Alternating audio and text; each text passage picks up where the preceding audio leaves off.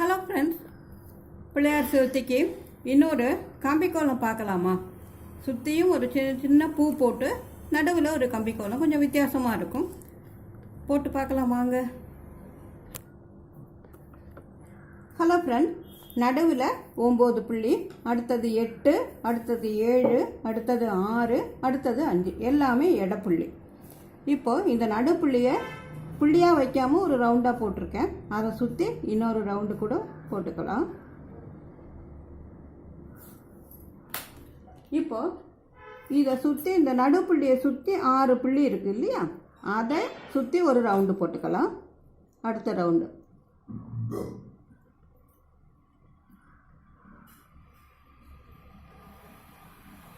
இந்த 6 புள்ளியையும் உள்ளே வச்சு வெளியில் ரவுண்டு போட்டிருக்கோம். இப்போ இந்த கீழ் வரிசையில் 5 புள்ளி இருக்குது, எல்லா பக்கமும் 6 பக்கமும் இல்லையா.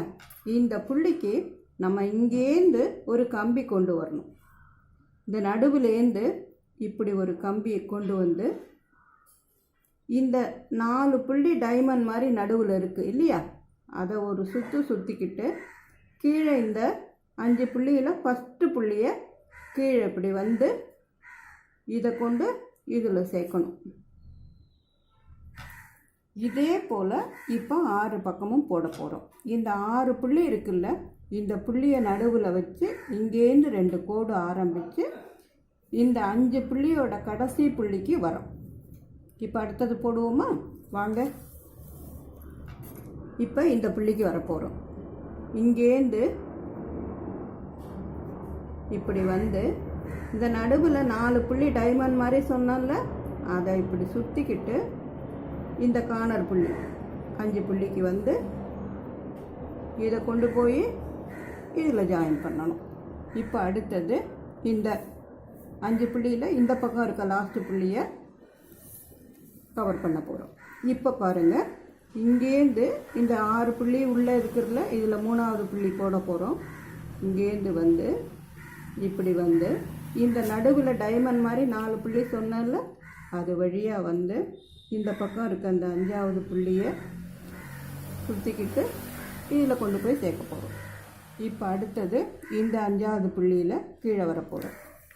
இப்போ பாருங்கள், இங்கேருந்து ஒரு கோடு எடுத்துகிட்டு வந்து நடுவில் டைமண்ட் மாதிரி 4 புள்ளி இருக்குது இல்லையா, அதுக்கு வழியாக இப்படி வந்து இந்த கார்னர் புள்ளியில் வந்து திருப்பி போய் இதில் போய் ஜாயின் பண்ணுறோம்.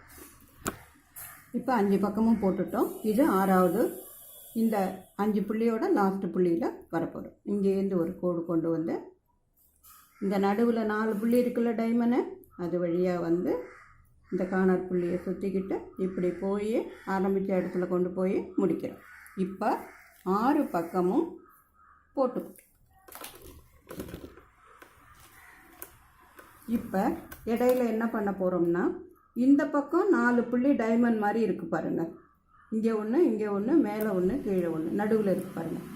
இதை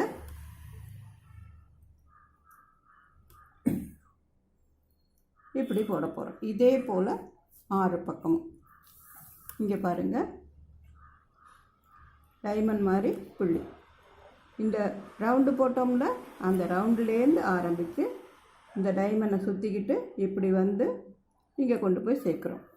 இப்போ இதில் இந்த டைமண்ட்,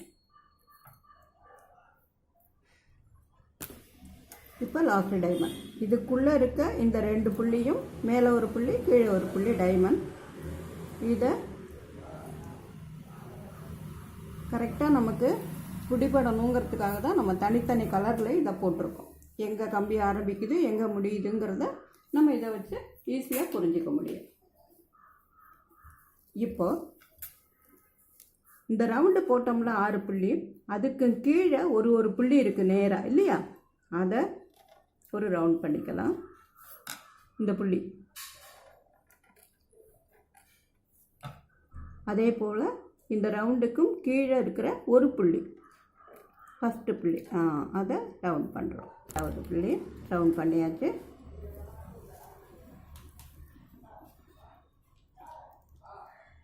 இப்போது கீழே இருக்கிற புள்ளிகளை சுற்றி வருவோமா? அதுக்கு முதல்ல இந்த நடுவில் இருக்கிற இந்த பூ மாதிரி போட்டோம்ல, அதுக்கு கீழே இருக்கிறத ஒரு ரவுண்ட் பண்ணிக்கலாம்.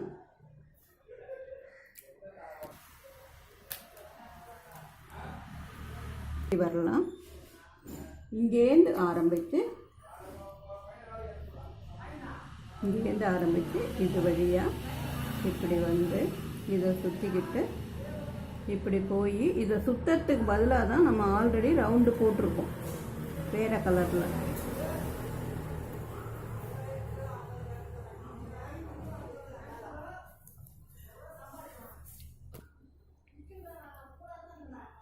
எல்லா புள்ளிகளையும் ஒரு ரவுண்டு பண்ணிட்டு வந்துட்டோம். இப்போ நடுவில் மட்டும் கொஞ்சம் இந்த ஒரு புள்ளி இருக்குது பார்த்தீங்களா, 6 புள்ளி, அதுலேருந்து ஒரு சின்ன பூ போல் இந்த 6 புள்ளிகளையும் ஒரு பூ போல் இடையில போட்டிருக்கோம். இப்போ கலர் கொடுத்துருவோமா எல்லாத்துலேயும்? இப்போ இந்த இடைவெளியில் இருக்கிறதுலாம் கலர் கொடுத்துடலாம்.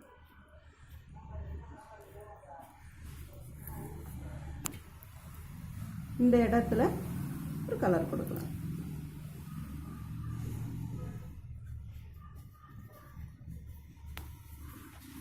கலர் கொடுத்துட்டோம்.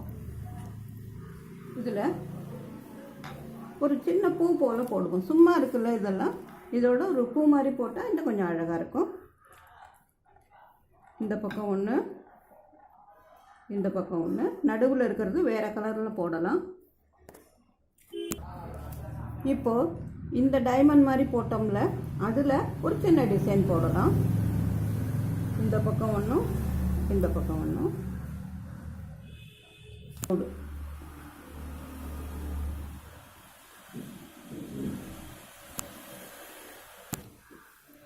சின்ன சின்ன ரவுண்டு.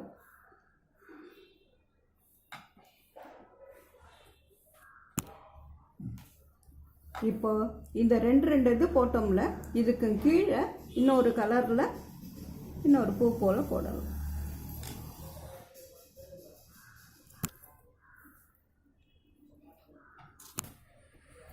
ரொம்ப ஈஸியான கோலம்தான். கொஞ்சம் வித்தியாசமாக இருக்கும். போட்டிங்கன்னா பார்க்குறதுக்கு ரொம்ப அழகாக வாசலில் நல்லாயிருக்கும். விநாயகர் சதுர்த்திக்கு முடிஞ்சால் போட்டு பாருங்கள். பிடிச்சிருந்ததுன்னா லைக் பண்ணுங்கள், கமெண்ட் பண்ணுங்கள், ஃப்ரெண்ட்ஸோட ஷேர் பண்ணுங்கள். சேனலுக்கு மறக்காமல் சப்ஸ்கிரைப் பண்ணுங்கள், சப்போர்ட் பண்ணுங்கள். நன்றி, வணக்கம்.